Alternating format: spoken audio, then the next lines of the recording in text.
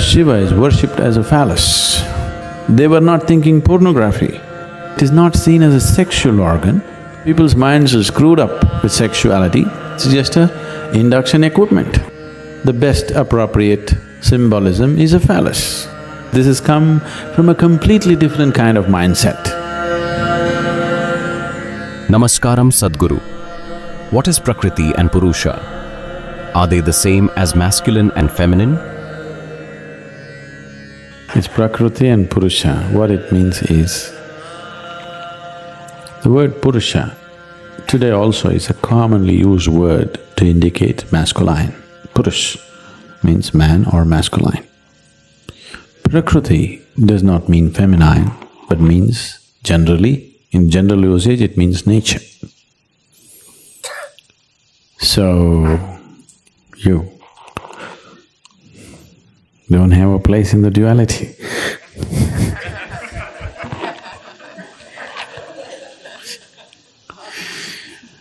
That's not how it is. What is referred to as the Purusha is the cause, is the main induction which sets things going. When the existence is primordial, when it's not in a state of creation, it's just primordial. For it to snap up and suddenly become creation, that is referred to as Purusha, that cause. So, in terms of human understanding, it is referred to as male or masculine. See, this whole bunch of people just happened because of a single act of man. The population happened because of copulation, isn't it? That single act, all of us are here, isn't it? So, that's not a great act. It could happen anyway, you know. It could happen irresponsibly, negligently, forcefully, in anger, in hatred. It need not necessarily happen beautifully. Whichever way you do it, population will come. But what happened in the womb cannot happen whichever way. It has to happen in a very orderly and beautiful way, otherwise it won't work. You understand what I'm saying? This masculine act can happen anyway, but still, what happens in the nature of the womb is a very orderly and beautiful process. If that goes wrong, if that happens violently, that happens some other way, life won't happen. So, when we look at this basic process of how creation is, that process which just is like one act, it happens that way, that's known as Purusha. But what takes this on and slowly evolves into life is called Prakriti or nature. So nature is also represented as feminine, because the symbolism and the comparison is very much there. It's exactly like that. Whether a human being is born, or an ant is born, or an insect is born, or a cosmos is born, it is happening the same way. That there is one aspect which is masculine, which just inducts. Rest is a slow evolution. Copulation is over in a few minutes, pregnancy 9–10 months, isn't it? It's a slow, orderly process, isn't it? That cannot happen haphazardly. This can happen anyway. Yes?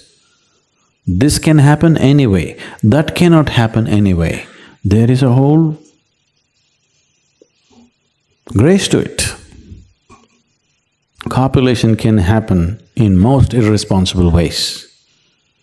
Pregnancy and delivering the child cannot happen that way, isn't it? So if you turn inward and see how this creation is ticking off, you know how the whole cosmos is happening, because it's not happening differently, it is happening the same way. So that which induces is referred to as Purusha or masculine. That which evolves is referred to as nature or feminine. So why are these two? Because if there's no two, there is no activity, isn't it? Otherwise, it will be still. We say like this, Shiva is the Purusha, Shakti is the Prakriti. Shakti means, generally it is symbolized as a feminine form. Essentially it means primordial energy is feminine. It is just lying there, throbbing, but still it cannot do anything by itself. It needs this induction. Without this induction, it can't get fired up. And people have been claiming about immaculate births, but you know as a woman, when immaculate birth happened, something went wrong somewhere. Isn't it? Any number of women have claimed this, right through history and even today. This happened. A high society lady took her 14-year-old daughter to the doctor for a checkup. The doctor checked up the girl and said, "Your girl is pregnant." The lady said, "No way, she cannot be. My little girl, she hasn't even kissed a man, such a thing cannot happen." "Yes, but baby, isn't it so?" "Yes, mama."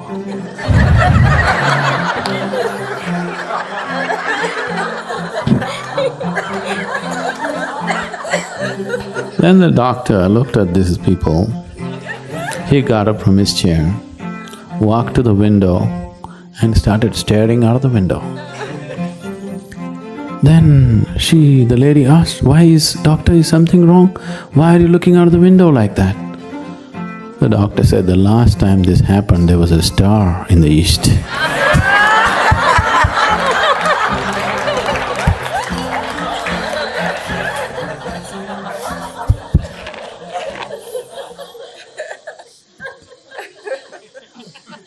So, this is why in the Eastern symbolism, Shiva is represented as the Linga.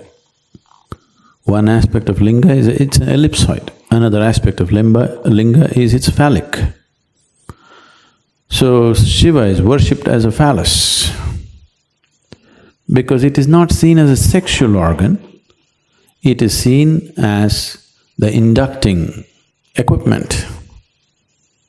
Without that induction, there's no life, isn't it? Whatever ideas you have about it, whatever fancy ideas you have about it, you're exaggerated things and made it ugly. Otherwise, it's just a induction equipment, isn't it? Without it, life cannot be inducted, isn't it so? So, because that is the nature of the Purusha, in human understanding, people who just saw their body as instrument, people who did not think that there is some difference between your little finger and something else, people who didn't see one thing different from the other, who could look at every part of the body the same way. As you looked at your hands, they looked at all other parts of the body. Such people, they are different people. They just thought the best appropriate symbolism is a phallus. They didn't think that they're starting a pornographic thought in somebody's mind, They were not thinking pornography.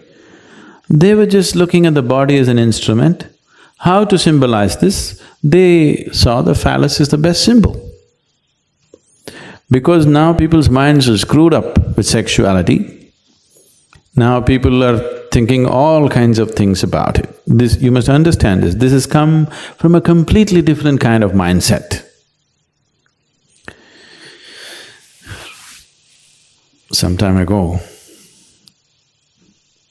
an American, he was conducting a conference, for some conference he went to China. This conference was in Shanghai. And he was in a restaurant for a dinner. And a Chinese journalist came up to him and said, "Can you say something? You're eating Chinese food. Can you say something about this? Because your culture is about sex, our culture is about food. What have you got to say about this?" So this guy said, "Oh, really? But why is it that we are fat and you're 1 billion people?"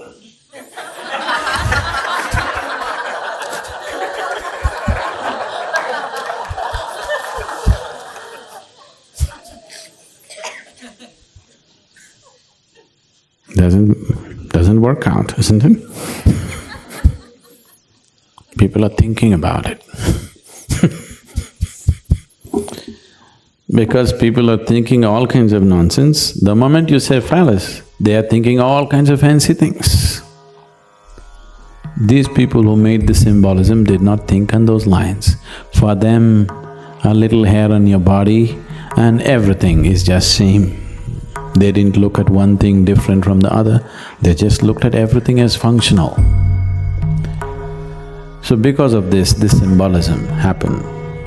Because of that, the word Purusha became the word to talk about that induction in nature which naturally gets things going.